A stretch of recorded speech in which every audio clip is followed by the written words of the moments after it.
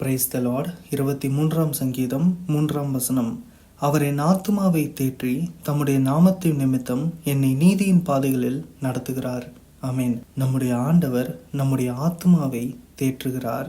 அதே போல அவருடைய நாமத்தின் நிமித்தம் நம்மை நீதியின் பாதைகளில் நடத்துகிறார். நம்முடைய சரீரம் என்னதான் பலவீனமா இருந்தாலும் நம்முடைய ஆத்மா பலமுள்ளதா இருந்தால் நம்மால் பிழைத்து கொள்ள முடியும், நம்மால் சமாளித்து கொள்ள முடியும். ஆனால் நம்முடைய சரீரம் என்னதான் பலமுள்ளதா இருந்தாலும் நம்முடைய ஆத்மா பலவீனமா இருந்தால் நம்மால் அதை தாங்கிக் கொள்ள முடியாது. அப்போ நமக்கு எது ரொம்ப முக்கியம் என்று பார்த்தோம்னா நம்முடைய ஆத்மா தான். நம்முடைய ஆத்மா பலமுள்ளதா இருப்பது ரொம்ப முக்கியம்.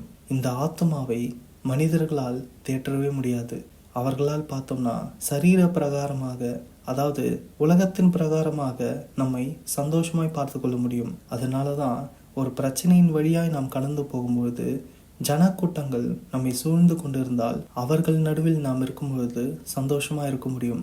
ஆனால் எப்பொழுது நாம் தனித்து விடப்படுகிறோமோ அந்த சூழ்நிலையில் நாம் பலவீனப்படுகிறோம். காரணம், நம்முடைய ஆத்மாவில் தேறுதல் இல்லை. ஆமேன். நம்முடைய ஆத்மாவை யாராலையும் தேற்ற முடியாது. நம்முடைய ஆத்மாவை தேற்றுகிற ஒரே ஒரு நபர் நம்முடைய ஆண்டவராகிய இயேசு கிறிஸ்து மாத்திரமே. அவரே நம்முடைய ஆத்மாவை தேற்றுகிறார். அதே போல தம்முடைய நாமத்தின் நிமித்தம் நம்மை நீதியின் பாதைகளில் நடத்துகிறார். ஆமேன். அதாவது ஒரு பிள்ளைக்கு தன்னுடைய தகப்பன் செய்யக்கூடிய காரியங்கள் அந்த பிள்ளையினுடைய தகுதியை பொறுத்து கிடையாது, அந்த தகப்பனுடைய தகுதியை பொறுத்து. ஆமேன். நம்ம ரட்சிக்கப்பட்டுட்டோம், அதனால நல்லதுதான் நம்ம செய்யணும் என்றும் கிடையாது. நான் நல்லது செய்யலைன்னா ஆண்டவர் என்னை ஏற்றுக்கொள்ள மாட்டார், என்னை தண்டித்து விடுவார் என்பதும் அர்த்தம் கிடையாது. நாம் நன்மை செய்வது நம்முடைய பலத்தை வைத்து, நம்முடைய கேரக்டரை வைத்து, நம்முடைய சூழ்நிலைகளை வைத்து கிடையாது, நம்மை நடத்துகிறவரை வைத்து. ஆமேன். ஆண்டவர் நம்மை நடத்தும் பொழுது நாம் நன்மை செய்கிறவர்களாய் இருக்கிறோம். நாம் நன்மை செய்கிறோம் என்றாலே ஒன்று நாம் புரிந்து கொள்ள வேண்டும், இது தேவனால் உண்டானதென்று. ஆமேன்.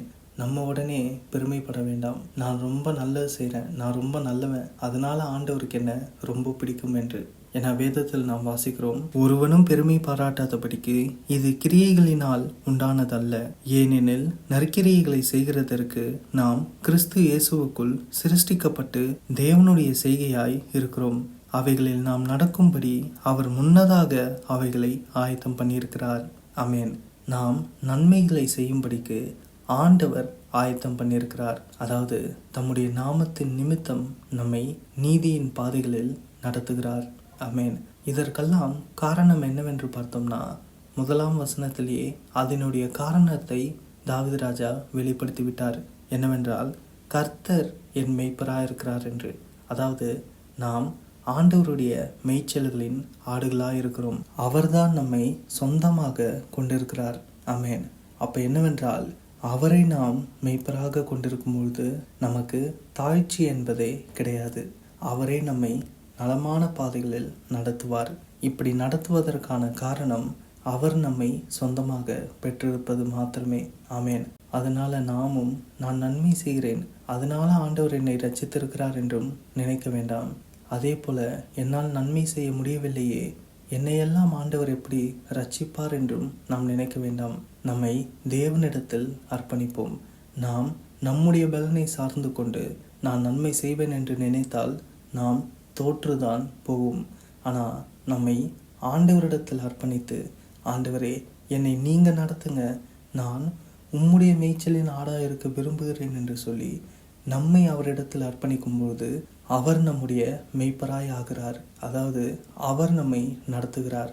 அவர் நம்மை நடத்தும் பொழுது நாம் நன்மை செய்கிறவர்களாக இருப்போம். நமக்கு ஒரு தாழ்ச்சியும் வராது. ஆமேன். அதனால நம்முடைய தேவனே நல்ல மெய்ப்பராய் இருக்கிறார். அவரை குறித்து கூட ஏசாயா புஸ்தகத்தில் நாம் வாசிக்கிறோம், மெய்ப்பனை போல தமது மந்தையை மேய்ப்பார், ஆட்டுக்குட்டிகளை தமது புயத்தினால் சேர்த்து தமது மடியிலே சுமந்து கறவல் ஆடுகளை மெதுவாய் நடத்துவார் என்று. ஆமேன். அதாவது அவருடைய மேய்ச்சல்களின் ஆடுகளாய் நாம் இருக்கும்பொழுது நம்மை எப்படி நடத்த வேண்டும் என்பது ஆண்டவருக்கு நன்றாய் தெரியும். அதனால எதை குறித்தும் நாம் யோசிக்கவும் பயப்படவும் வேண்டியதில்லை. நம்மை ஆண்டவரிடத்தில் அர்ப்பணிப்போம். ஆண்டவரே, நீங்கள் என்ன நடத்துங்க. என்னுடைய பலத்தினால் ஒன்றுமே முடியாதப்பா, உம்முடைய ஆவினாலோ எல்லாம் ஆகும் ஆண்டவரே என்று சொல்லி உம்மை நான் நம்புகிறேன், உம்மிடத்தில் நான் என்னை அர்ப்பணிக்கிறேன் என்று சொல்லி அவருடைய கரத்தில் நாம் விழுவோம். ஆண்டவரையே மெய்ப்பராக கொண்டிருப்போம். நாம் தாழ்ச்சியடைய மாட்டோம். ஆமேன்.